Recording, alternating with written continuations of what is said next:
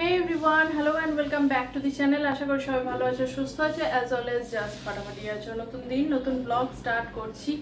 আর জানোই তোমাদের বিভিন্ন ধরনের প্রশ্ন বিভিন্ন সময় আসে, যেগুলোর উত্তর দিতে না পারলে আমি কিন্তু পরে ব্লগ আকারে দিই, যেটা আজকে নিয়ে আসছি। সেটা হচ্ছে, আগের দিন আমি বেশ কিছু প্রশ্নের উত্তর দিয়ে একটা ব্লগ অলরেডি আপলোড করেছি। যারা দেখোনি প্লিজ আমার চ্যানেলে গিয়ে দেখে নেয়। এছাড়াও আমার এই চ্যানেলে প্রচুর ভিডিও আপলোডেড থাকে তোমাদের স্কলারশিপ নিয়ে, কোর্স রিলেটেড, বাইরে পড়তে যাওয়া, বিভিন্ন ধরনের পড়াশোনা, স্কলারশিপ, সেগুলোর ভিডিও তোমাদের কাজে লাগবে। ইভেন বাংলা অনার্স নিয়ে যারা পড়ছো প্রচুর নোটসও কিন্তু তোমাদের লেখানো আছে ব্লগ আকারে, তো সেগুলো দেখতে পারো, আশা করি কাজে লাগবে। আজকে দিচ্ছি শুভাশিস দাস 1123 ম্যাম, NSOUT ব্লিজ এর উপর একটা সাপ্লি এসেছে।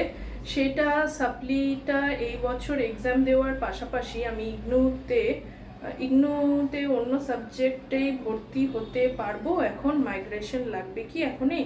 না, এরকমভাবে দুটো কোর্স একসাথে করা যায় না, যতই তুমি ইগনুতে করো। তো এই ব্যাপারটা একটু কনফার্ম হয়ে নিও যে দুটো একসাথে করা বৈধ কিনা। আমি যতদূর জানি এরকমভাবে করা যায় না। আর একটা কমপ্লিট না হলে আর একটার মাইগ্রেশন নেওয়া দরকার হয় না, যদিও তোমার সাপ্লি আছে। সেক্ষেত্রে কী হবে একটু জেনে বুঝে করো। মিস্টার পারফেক্ট S90 ম্যাডাম, আমি 2024-এ এইচএস দিয়ে ফিজিক্স অনার্স নিয়ে ভর্তি হয়েছিলাম, তবে নিট দেওয়ার জন্য কলেজ কন্টিনিউ করিনি। তাই এই 2025-এ আবার পুনরায় একই বিষয়ে আলাদা কলেজে অ্যাডমিশন নেব। আমাকে কি ক্যালকাটা ইউনিভার্সিটি যেতে হবে নাকি কলেজের টিসিতেই হয়ে যাবে? আমি রেজিস্ট্রেশন হয়ে গেছিলাম ম্যাডাম, তাই জিজ্ঞেস করছি। তুমি যদি সেম ইউনিভার্সিটির আন্ডারে হও তাহলে মাইগ্রেশন লাগবে না, কিন্তু যদি অন্য ইউনিভার্সিটিতে যাও সেক্ষেত্রে ইউনিভার্সিটির মাইগ্রেশন লাগবে।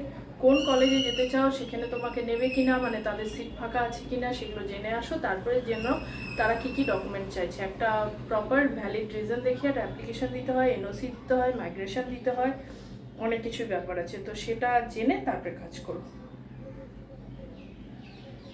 তিতলি সেন B9X ম্যাম, আমি 2023-এ একটি কলেজে ভর্তি হয়েছিলাম, বাট কন্টিনিউ করতে পারিনি। শুধু অ্যাডমিশন ফি দিয়ে ভর্তি হয়েছিলাম, কোনো টিউশন ফিস এক্সাম কিছুই দিইনি। এখন আমি নতুনভাবে 2025-এ ভর্তি হওয়ার জন্য ফর্ম ফিল আপ করেছি। আমি কি ফিজিক্যাল ভেরিফিকেশনের সময় কোনো প্রবলেম হবে? হ্যাঁ, ফিজিক্যাল ভেরিফিকেশনের সময় রিপ্লাই বলতে যে টিসিটা নিতে হবে, মাইগ্রেশন সার্টিফিকেট চাই, কোনো প্রপার অ্যাপ্লিকেশন যদি দেওয়ার থাকে সেটা নিতে হয়। তো এগুলো নিলে তারপরে আর প্রবলেম হয় না।